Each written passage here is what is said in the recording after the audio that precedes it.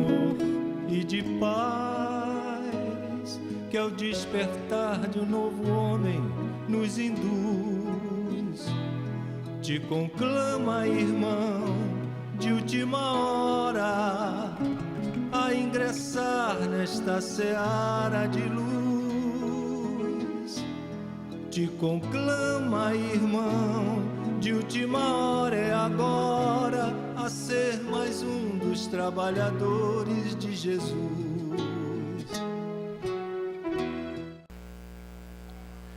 Boa noite a todos. Que a paz do Mestre nos envolva. Esse estudo de hoje é baseado em cima de uma comunicação dada pelo Espírito do Espírito J.B. Vianney, que era o cura d'Ars, uma cidade na França. Ela foi dada, essa comunicação, em 1863, na Sociedade Parisiense de Estudos Espíritas. O nosso método será, nós vamos lendo a comunicação e vamos fazendo o estudo aqui da mensagem do cura. Mas antes disso, a gente tem que colocar algumas coisas dentro da doutrina, obviamente, que vão estar fechando com a informação da comunicação dada pelo Espírito Vianney. Bom, toda situação de vida que nós passamos, vamos trazer para as situações dificultosas da nossa vida, né? Os problemas que nos ocorrem no dia a dia, elas terão sempre uma relação com algo. É o processo natural da vida, do encadeamento, né? Tudo está ligado a uma situação anterior, né? E nós então começamos a interpretar que os nossos problemas são decorrentes de erros que fizemos em vidas passadas e por isso hoje nós passamos por essa e por aquela situação.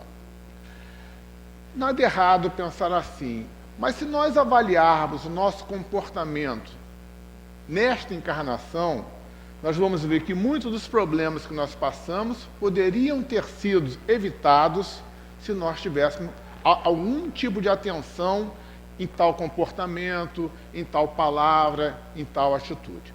Então, precisamos saber, sabemos que como espíritos no processo da evolução pelas tantas encarnações, muita da bagagem que nós carregamos em outras vidas, agora estamos dando conta delas, as atitudes. Mas precisamos também saber que muitas das coisas que nós passamos nessa vida são pelas atitudes erradas que nós tomamos nela. E por que falar nisso?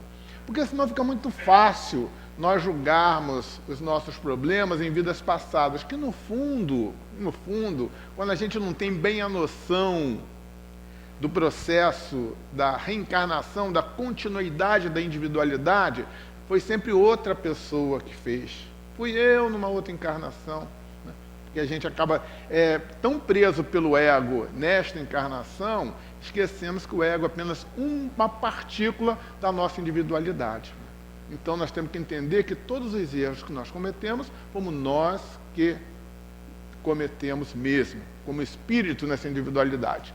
E atenção, porque muitos desses erros foram cometidos nessa encarnação e nós precisamos estar num grande processo de avaliar as nossas atitudes, de modo que possamos evitar que esses erros se tornem uma constância, acarretando o quê? Dificuldades nessas e, obviamente, dificuldade para as próximas encarnações. Então não existe o acaso, não existe a sorte, não existe eu estou num momento mau, por isso que as coisas estão acontecendo comigo. Eu posso até, por um comportamento desequilibrado, dar oportunidade para que situações aconteçam. Mas, obviamente, não é a sorte, não é o azar. É o meu desequilíbrio, o meu comportamento errado, que vai fazer com que esse processo da vibração energética vai estar comigo aqueles que estão vibrando naquela mesma faixa de frequência com que eu estou. Então, tudo que nos acontece é consequência dos atos que nós estamos vindo cometendo aí pelo caminhar dos séculos. Importante também a gente ter a certeza que nada é punição. Isso também é outra coisa muito importante. Não existe a punição divina. Nós vamos olhar, mas Kardec falou lá em punição, em castigo de Deus. E aí nós temos que nos situar no tempo. Por que Kardec falava em punição? Por que Kardec falava em castigo de Deus? Porque ele falava não para espíritas. Ele falava para católicos e falava para protestantes, que só conseguiam entender o que ele falava pelo entendimento que eles tinham da sua bagagem religiosa, de qual religião fosse, ou protestantismo ou catolicismo, de que Deus castiga, de que Deus pune. Então era uma maneira que Kardec tinha de chamar a atenção para os nossos erros e para as consequências dos nossos erros, e para que aquilo que acontecia era consequência das nossas atitudes. Então é importante a gente entender isso. Não existe punição divina. Aliás, Deus não castiga. Deus nos dá o tempo para que nós, pela nossa transformação, saiamos dessa situação dificultosa. Porque senão, se voltarmos cometendo os mesmos erros, terão como consequência os mesmos sofrimentos. Se mais à frente voltarmos aos mesmos erros, os mesmos sofrimentos, e cada vez agravado, até a hora que eu sinto e vejo, não, eu não tenho que fazer mais assim, eu tenho que fazer desta e desta maneira. Ou seja, da maneira que é a relação correta com o próximo, a prática da caridade, né?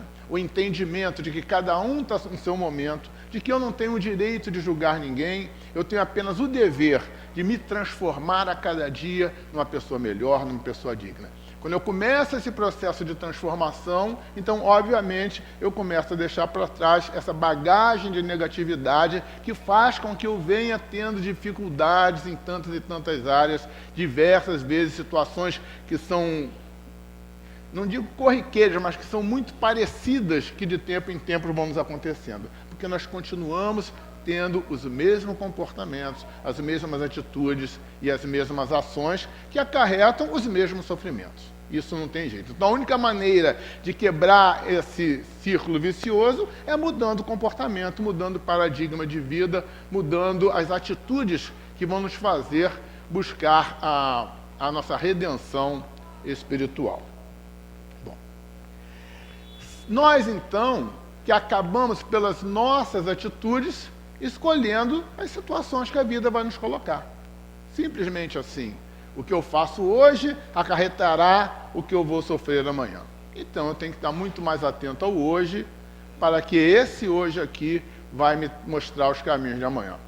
Olhar para trás é desnecessário? Não. Olhar para trás é importante, porque eu começo a olhar os erros que eu fiz para não repeti-los. Mas eu não posso olhar para trás para ficar preso no passado. Porque senão eu não consigo andar. Quando Jesus falou que aquele que pega o arado não pode olhar para trás, é nesse sentido. Eu não tenho como preparar o terreno do meu coração com o arado das minhas atitudes, preso ao meu passado, preso àquilo que eu fiz. O que eu fiz, que foi errado, ótimo. Se eu já consigo interpretar que foi errado, eu tenho que então não fazê-lo mais. Mas não ficar preso no remorso, não ficar preso na culpa, que não nos faz andar para frente.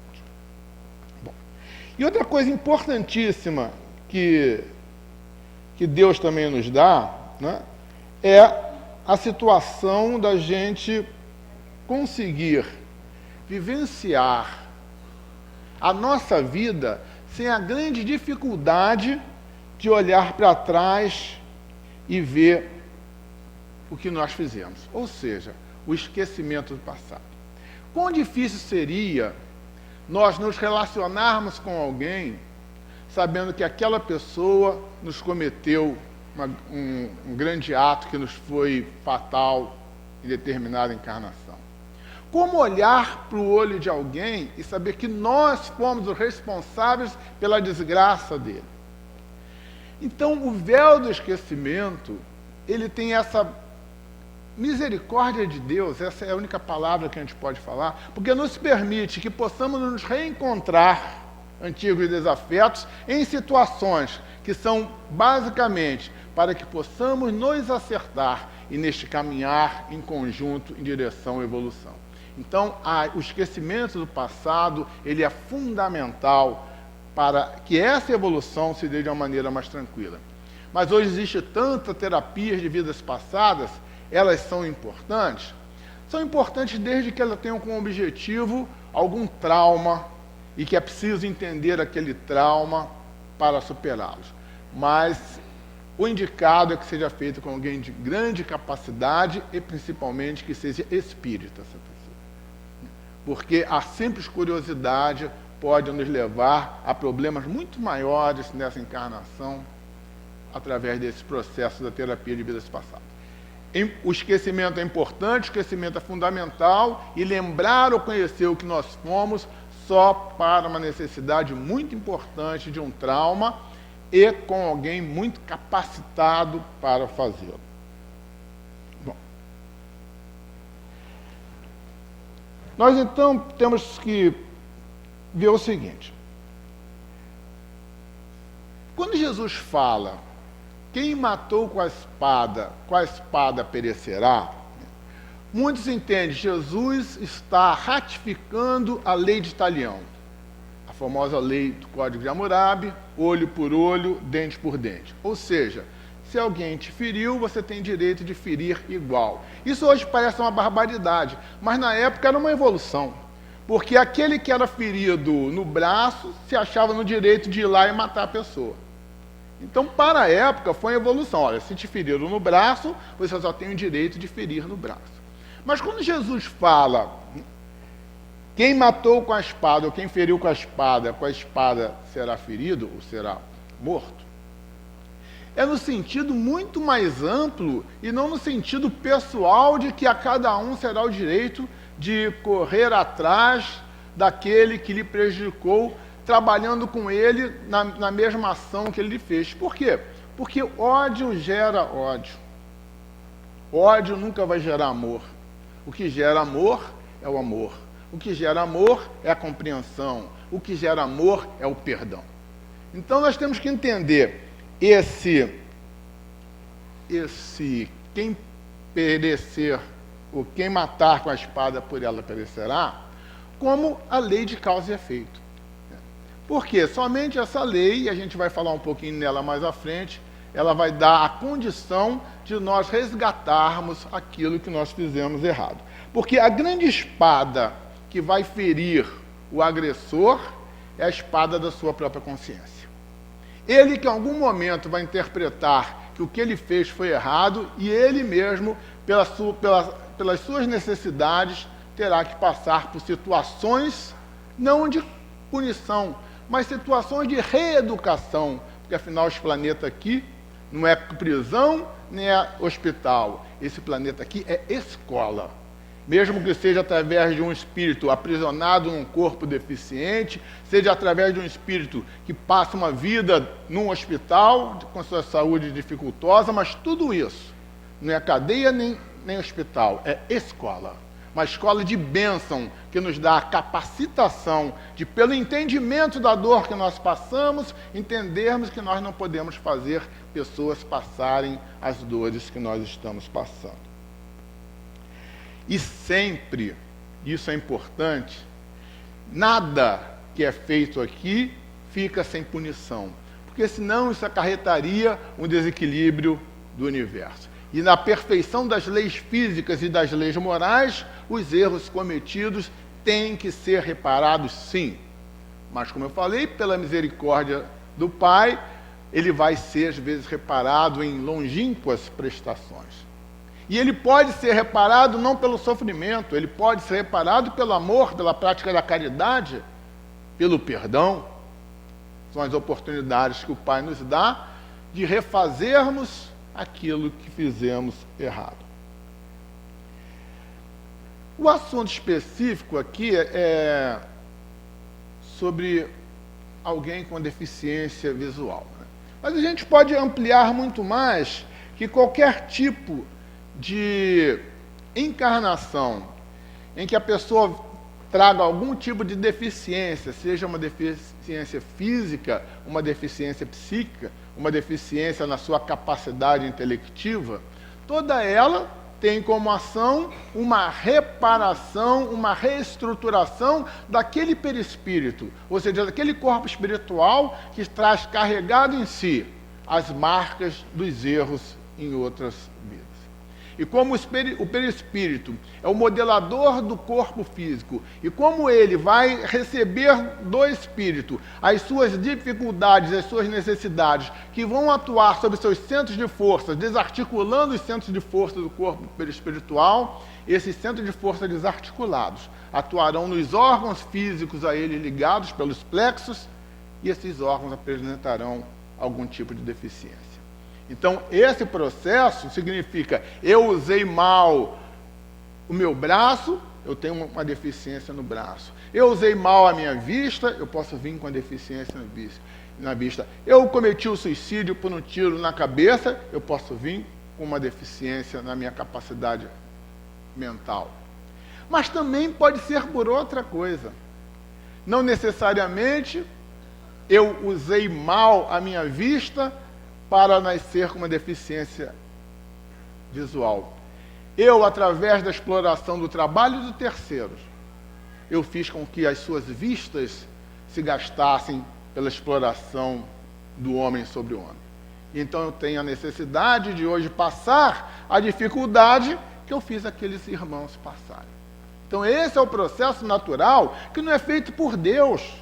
Não é Deus que indica que nós temos que sofrer isso. É feito pela consciência, porque a consciência é o Deus atuando em nós. Porque é nelas que estão as suas leis. Aliás, Deus, ele se mostra para a gente não pelos seus atos, mas pelas suas leis. Sejam as leis físicas ou as leis morais. A lei de moral seria o quê? Como a gente poderia interpretar as dificuldades que temos na lei moral? Seria um corredor apertado, onde eu tenho que começar a andar de bicicleta, mas eu não sei andar de bicicleta direito. Eu começo a andar aqui, esbarro numa parede, esbarro noutra e chego todo ralado no meio do caminho. Quem me machucou foram as paredes ou foi a minha incapacidade de pedalar direito? Isso são as leis de Deus. Não é Deus que nos castiga, são nós que infringimos as suas leis. E temos então necessidade consciencial de reparar aquilo que nós fizemos errado.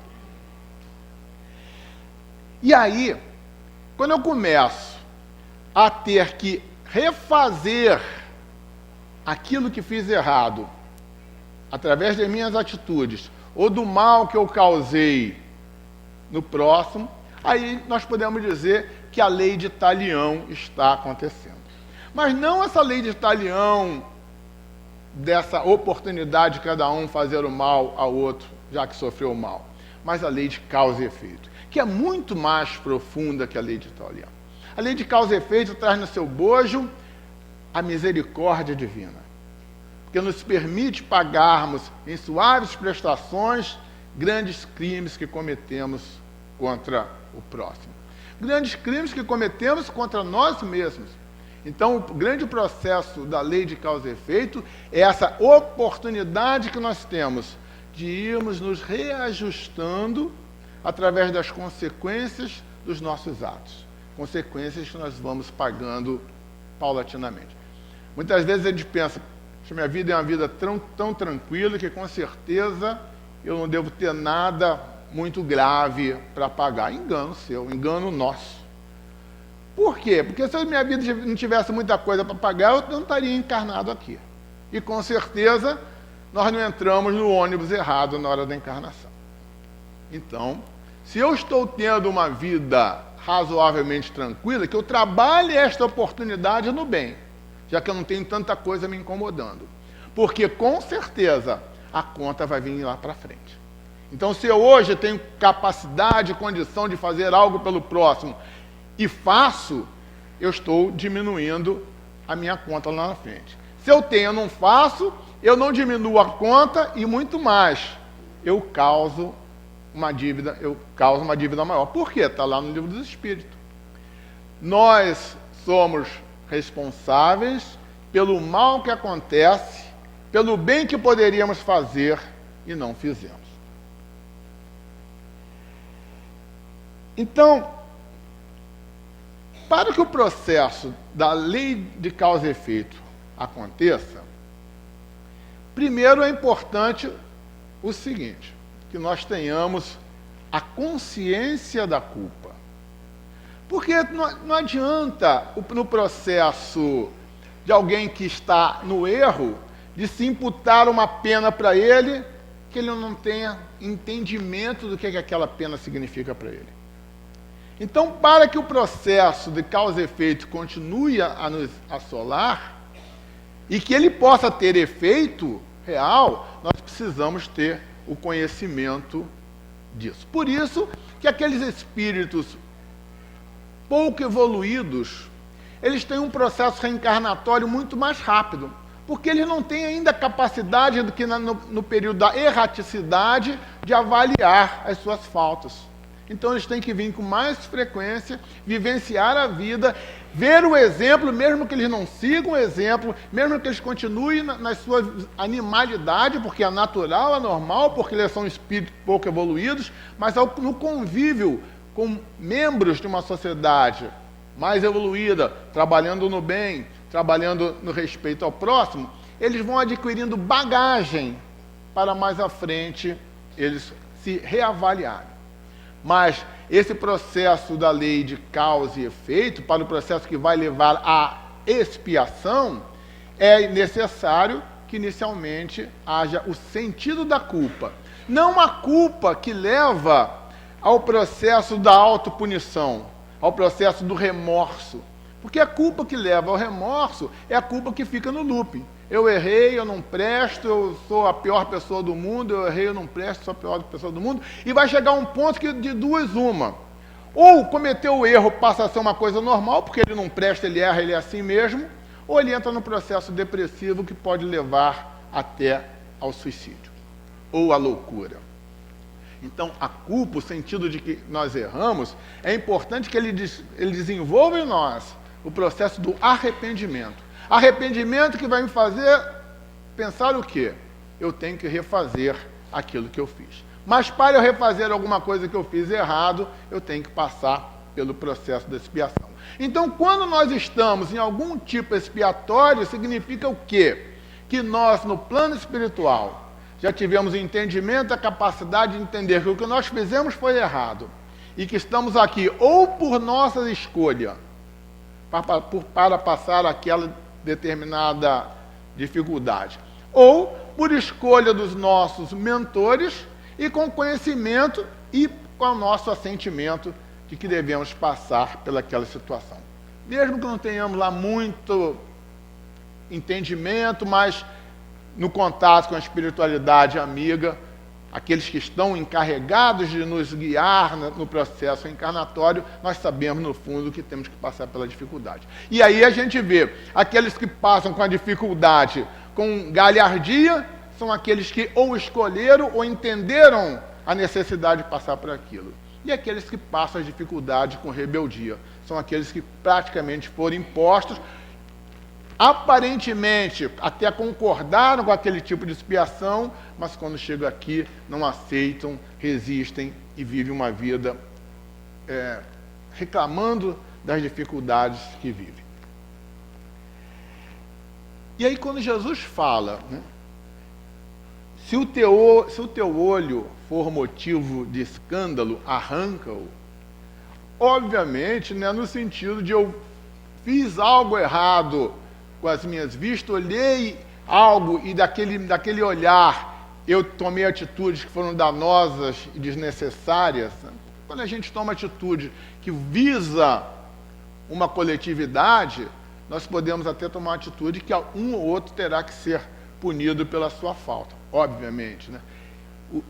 Olhar e não tomar atitude nenhuma pode ser uma omissão que vai levar a um erro muito maior e aí voltamos a ter responsabilidade. Porque deixamos de fazer o bem, que seria a correção daquele mal, e deixamos que o mal alastrasse.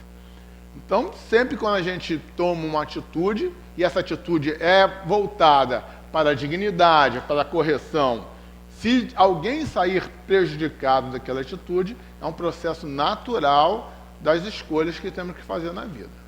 Mas se eu uso o que eu vejo, o que eu olho, o que eu enxergo, para levar a dissensão, levar a maledicência, julgar um contra o outro, eu estou usando minha vista de maneira errada. E esse arranca o que Jesus fala, né, no sentido de, na hora que eu tenho a consciência de que errei por isso, que eu vou arrancar o meu olho. É o grande processo que Jesus quer falar, nos explica, num processo maior, de que quando estamos no plano espiritual e temos consciência de que usamos algum membro de maneira negativa, que possamos vir numa nova encarnação, com uma dificuldade naquele membro, para que não caiamos no mesmo processo. Mas, obviamente, isso é um processo que não se dá de uma encarnação para outra.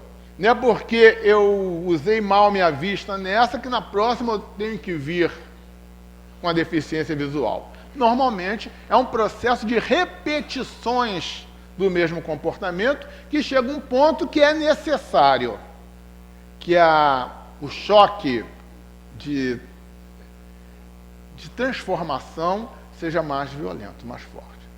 Todo processo é um processo que nós temos sempre a oportunidade de voltar atrás, mas quando chega um momento que já tivemos tantas e tantas oportunidades e continuamos tendo os mesmos erros, aí a correção tem que ser um pouco mais forte. Bom, como disse, essa comunicação foi dada na Sociedade Parisiense de Estudos Espíritas, 1863, e a situação era de uma jovem cega, e que esse espírito é chamado com o intuito de tentar providenciar a cura dela. Então a gente vai ler o que ele fala e vamos fazer um estudo rápido do que ele diz. Ele começa dizendo o seguinte: meus bons amigos, para que me chamastes? Terá sido para que eu imponha as mãos sobre a pobre sofredora que está aqui e cure? Ah, que sofrimento, bom Deus! Sofrimento e bom Deus? Então a gente já começa a entender que o sofrimento em si não é um processo de punição de Deus. O sofrimento em si é uma oportunidade que Deus está nos dando de superarmos aqueles problemas que continuamente viemos tendo por várias encarnações. E continua ele dizendo: ela perdeu a vista e as trevas a envolveram. Pobre filha, que ore e espere. Esperar? Nós que vivemos uma vida de ansiedade, querendo que as coisas aconteçam no momento que a gente quer, do jeito que a gente quer, que a gente ora dando ordem para Deus, Deus faça isso, Deus faça aquilo, que tem que ser assim, que se não for assim, eu não acredito em Deus. Que ore e espere. E isso nós temos que ter esse entendimento, que as coisas não podem acontecer no nosso tempo, como a gente quer, no momento que a gente quer. Nós não podemos ter essa presunção de encaminhar a nossa vida da maneira que a gente quer. Nós não estamos aqui para viver a vida, para definir a vida. Nós estamos aqui para entender e aceitar as situações que a vida nos coloca. E aí sim, procurar ver as razões por que aquilo está me acontecendo. O que eu tenho que mudar no meu comportamento? O que esse problema está me trazendo que eu preciso entender e que eu ainda não entendi? Isso é viver a vida, vivenciar a vida sob a ótica de alguém que quer estar no processo da evolução. E ele continua: todas as curas que tenho podido obter e que vos foram assinaladas, não as atribuais, senão aquele que é o Pai de todos nós. Ou seja, isso é importante para quem trabalha com cura, para quem trabalha na fluidoterapia e que consegue resultados positivos, que nós somos apenas o meio pelo qual a espiritualidade age. Que não nos sintamos superiores ou donos de poderes maravilhosos, porque o processo só ocorre. O processo é amplo. Primeiro, a pessoa tem que ter fé. Segundo, a pessoa tem que ter merecimento. E terceiro, e mais importante, a pessoa que aplica a fluidoterapia tem que ser, além de tudo, acima de tudo, humilde. Porque esse foi o exemplo que Jesus nos deu. Então, quem trabalha com cura e conhece cura, agradeça ao Pai, mas saiba que a cura vem dele e que nós somos apenas um meio pelo qual ela se processa. Continua dizendo o Espírito: nas vossas aflições, volveis sempre para o céu o olhar. O que é isso? Ore. E nós temos uma grande dificuldade dentro da doutrina espírita, porque o nosso entendimento de que tudo é um processo, né? De que tudo é um resultado e consequência da lei de causa e efeito, a gente fica assim: será que realmente vale a pena orar, ou eu tenho apenas que vivenciar as situações que eu vivo? E fala: poxa, mas eu tenho uma conhecida, um parente, que é do protestantismo, e eles falam, eu acredito, eles oram e as coisas acontecem, porque é para orar pedindo mesmo. Agora, é orar para pedir, mas entendendo que, se Deus não atender, não briga com Deus, como muitos companheiros de outras religiões, quando não são atendidos, brigam, porque Ele não está para nos atender. Mas que nós temos que olhar para o céu e pedir sim. Agora, é importante que o processo da oração não aconteça só no drama. Porque na hora que eu vou orar no drama, eu já não sei como orar. Aí eu começo a orar: Pai, afasta meu filho das drogas. Pai, arruma um emprego. Pai, me dê isso, me dê aquilo. E quando o processo natural de orar é a todo instante, a qualquer momento, nós agradecermos por estar vivo, nós louvarmos a Deus pela grande oportunidade que nos dá do nosso caminhar. Louvar, agradecer e pedir. Essa é a base da oração. Então não vamos usar a oração apenas como pedintes, e mais do que pedintes, ordenando a Deus como que eles têm que fazer. E continua o nosso companheiro: dizei do fundo do coração: meu Pai, cura-me, mas faze que minha alma enferma se cure antes que o meu corpo. Ou seja, não adianta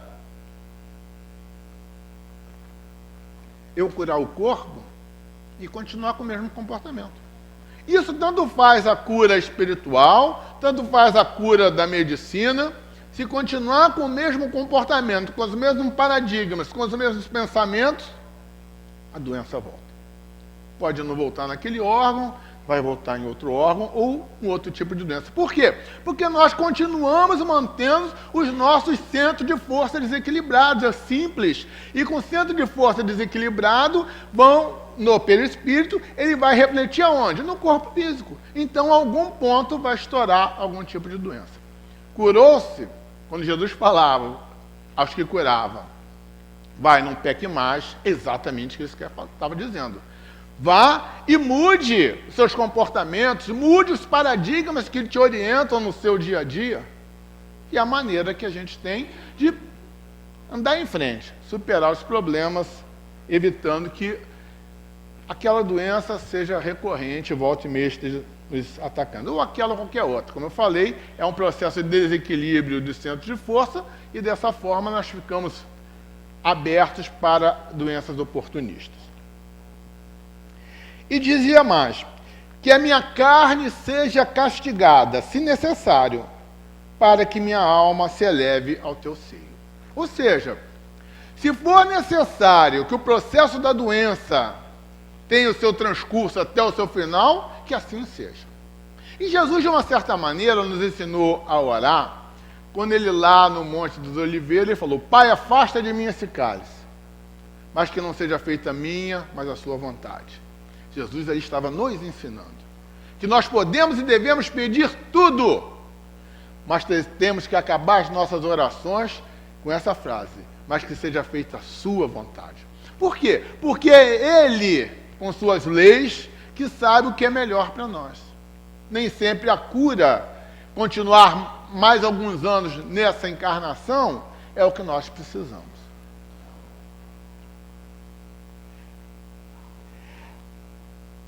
Continua o cura: após essa prece, meus amigos, que o bom Deus ouvirá sempre, isso é outra verdade. Quando eu entro em oração no real sentido da oração, aquilo que vem de dentro, não palavras soltas ao vento. Quando a oração é de profundidade do Espírito, sempre alguém vai nos ouvir. Alguém no sentido das pessoas da espiritualidade maior, sempre pronta a nos atender. Dadas vos serão a força e a coragem, porque é isso que nós temos que pedir também. Nós temos que pedir a cura, sim. Nós temos que pedir as oportunidades que precisamos na vida, sim. Mas nós temos que pedir força e coragem. Força para continuar perseverando. Coragem para enfrentar as dificuldades. Porque senão, não adianta. Se nós não buscarmos em nós a força da superação, se nós não buscarmos em nós a fé que faz com que a montanha saia do lugar, a montanha da dificuldade, a montanha da doença, não adianta só pedir pela cura ou pela solução de tal problema. E fala mais ele, quiçá também a cura, que apenas timidamente pediste em recompensa da vossa abnegação. Ou seja, ele associa aqui a cura à abnegação. O que é abnegação? Eu deixar de ser o centro da coisa, eu deixar de ser a cereja do bolo e de entender que eu sou apenas um elo nesta grande teia que é a humanidade, na ligação não só entre os seres vivos, como também os animais, como também a flora. Nós vivemos uma grande ligação, não só neste planeta, nessa ligação interplanetária, nessa ligação dos universos que hoje a ciência já está chegando à conclusão. Então é importante que tenhamos esse entendimento que a abnegação, quem quiser vir atrás de mim, negue-se a si mesmo, pegue a sua cruz e me siga, dizia o Mestre Jesus. E o negue-se a si mesmo é se deixar de lado, deixar se apagar para um trabalho maior em prol de uma coletividade, em prol de um grupo, em prol não só apenas de si. Negue-se a si mesmo, dizia o Mestre. E é isso que é o grande trabalho que os abnegados conseguem, quando abrem mão dos seus interesses para trabalhar em prol de tantos. E ele fala, contudo, uma vez que aqui me acho numa assembleia onde principalmente se trata de estudos, por isso que nós falamos, apesar de na informação não diz que era a Sociedade Parisiense de Estudos Espíritas, mas com certeza, se ele está dando esta declaração, como ele diz, numa assembleia de estudos, com certeza essa declaração foi dada lá. E a gente fala, mas nós vamos ler o livro do médium diz que as evocações devem ser feitas com muito cuidado. Sim, deve ser mesmo. As casas espíritas não estão aqui para ficar fazendo evocação de espíritos, a menos nos casos de grande necessidade. Ah, mas Kardec vai pegar o céu e o inferno, tem comunicação de espírito que desencarnou uma semana antes, mas aquilo era tudo um processo necessário para nos mostrar como é a grande relação dos dois planos de vida. Não é um exemplo para as casas espíritas utilizarem. Há necessidade da evocação, num processo de obsessão forte, alguma necessidade? Sim. Mas quem pode garantir que aquela casa que trabalha fazendo evocação realmente é aquele espírito que está vindo? Então, muito cuidado nessa interpretação de entender e trazer ipsilitis o que Kardec fazia. Senão a gente cai no mesmo erro de entender dos que leem a Bíblia de uma maneira que ela não pode ser interpretada fora do que está escrito ali. Não vamos trazer as nossas bagagens de protestantes e de católicos que fomos para a interpretação dos livros da codificação. Dir-vos-ei, diz ele, já que estava naquela sociedade de estudos, né? Dir-vos-ei que os que são privados da vista, deveriam considerar-se os bem-aventurados da expiação. Por quê? Porque eles já entenderam a sua culpa, porque eles já se arrependeram, porque eles já estão lá na frente. Eles já estão com o entendimento de que é necessário passar pelaquela expiação para que seu processo de sanar o erro aconteça. E nós vamos ver no livro Céu e Inferno, na primeira parte, no capítulo 7, Código Penal da Vida Futura, onde Kardec diz que os erros são corrigidos através de um processo triplo: arrependimento, expiação e a correção do erro. A reparação. Não tem como eu me arrepender e reparar. Pode até ter se for uma coisa muito momentânea, mas porque, às vezes nem isso. Porque o mal que eu faço com uma pessoa, mesmo que eu repare aquele mal com aquela pessoa, aquele mal eu fiz com a teia da humanidade. E aquele mal está no ar. E eu preciso, então, passar pela situação dificultosa para entender que aquele erro não deu fazer. Porque senão eu vou ficar errando e pedindo desculpa e me acertando. Errando e pedindo desculpa e me acertando. E nunca entendo que não basta só eu pedir desculpa e me acertar. Eu tenho que não cometer o erro mais. Por isso a necessidade da expiação, não como punição, mas como pedagogicamente um entendimento de que aquilo eu não posso continuar fazendo. Continua ele. Lembrai-vos de que o Cristo disse: convir que arrancasseis o vosso olho se fosse mal, e que mais valeria lançá-lo ao fogo do que deixar se tornasse causa da vossa condenação. Diz ele, é melhor, já que você tem um problema muito com esse tipo de órgão, ou prejudicou tantas pessoas nesse ou naquele órgão, no caso específico aqui, a vista, e que você venha com uma deficiência visual, para que você não continue tendo o comportamento que teve em outras encarnações e entender que a grande dificuldade que você tem com sua vista, e esse entendimento não é o entendimento do consciente, do ego encarnado, esse é o entendimento do self, da individualidade, é o espírito que vai entender isso, de que aquilo que ele está passando tem uma correlação com atitudes dele em outra encarnação, mesmo que no nosso consciente a gente não tenha condição de entender isso. Mas inconscientemente o espírito sabe que aquela situação tem uma referência com atitudes em outros momentos. Quantos há no mundo que um dia nas trevas maldirão o terem visto a luz? Que chega no plano espiritual e se lamenta das oportunidades que teve e as usou para atingir objetivos mesquinhos, para atingir objetivos pessoais ou para prejudicar A, B ou uma comunidade maior.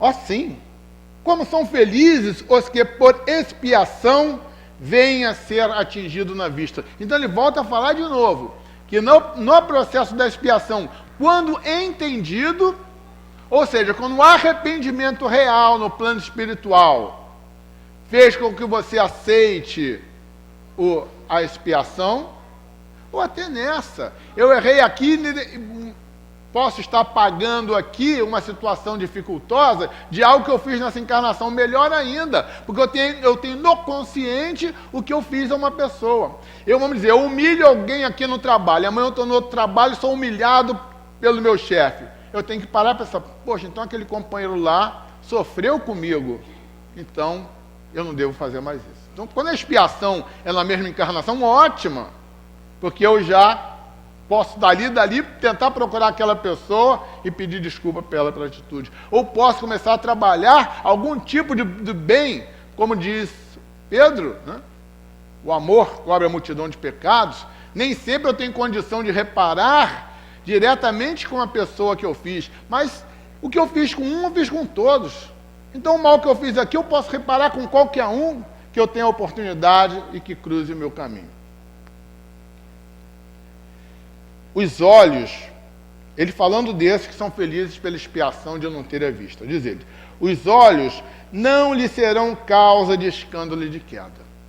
Ou seja, ele vem numa encarnação com aquele tipo de deficiência, e essa deficiência, ele sabe no seu imo que ela não será, ela tem como objetivo impedir que ele continue tendo atitudes que vão levar dor e sofrimento.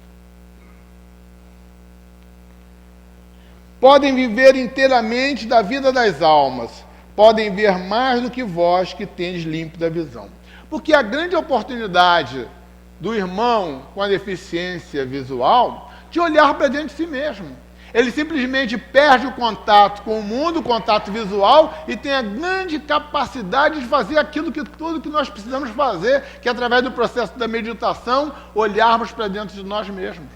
Olhar para as nossas dificuldades, olhar para as nossas virtudes também, olhar para a sombra que carregamos, aquela situação tenebrosa que nós sabemos que precisamos desanuviar, olhar também para aquelas potencialidades que nós temos e que nós vamos deixando de lado em vez de aflorá-las, de modo que o processo evolutivo se dê mais rapidamente.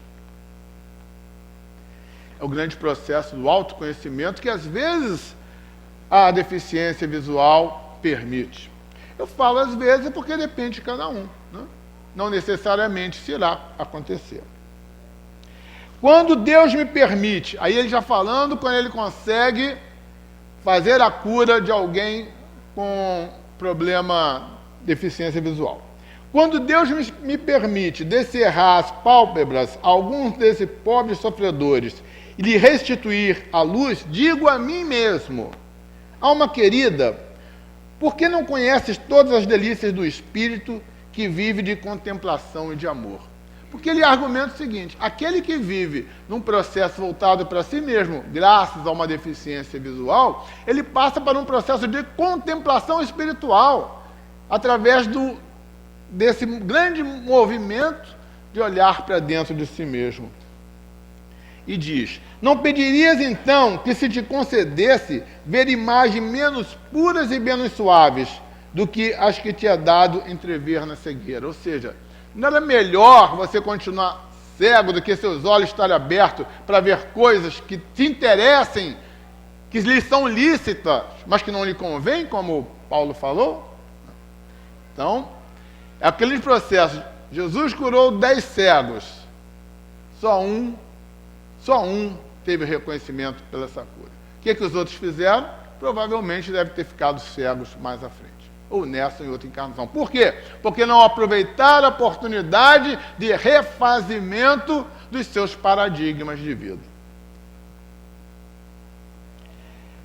Bem-aventurado o cego que quer viver com Deus. Esse grande processo do entendimento, por que eu estou passando por isso? Não é por que Deus fez isso comigo? É por que eu estou passando por isso? Nós não temos que cobrar nada de Deus, nós temos que entender por que aquela situação está me acometendo.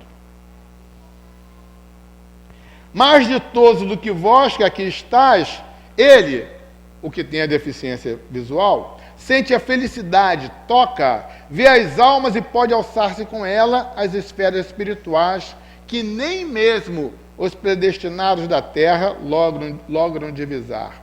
E diz: abertos os olhos estão sempre a causar a falência da alma. Fechados, estão prontos sempre, ao contrário, a fazê-la subir para Deus. A cegueira dos olhos é muitas vezes a verdadeira luz do coração, ao passo que a vista é com frequência o anjo tenebroso que conduz à morte. E aí, ele volta-se para aquela mulher que para a qual ele foi evocado e diz: agora, algumas palavras dirigidas a ti, minha pobre sofredora. Espera e tem ânimo. Ele repete o esperar, porque nós precisamos entender que o nosso tempo não é o tempo de Deus. Não temos que colocar como nossas prioridades as prioridades de Deus. Temos que entender que tudo tem sua razão de ser, tudo tem um motivo, tudo tem um porquê que está a nos acontecer. Se eu te dissesse: minha filha, teus olhos vão abrir-se, quão jubilosa te sentirias, não é mesmo? Quão feliz ia ficar se você soubesse que poderia ver. Ele reconhece isso. Mas quem sabe se esse júbilo não ocasionaria a sua perda, podendo levar até situações muito mais complicadas daqui para frente, em função de ele dar a oportunidade dela ver.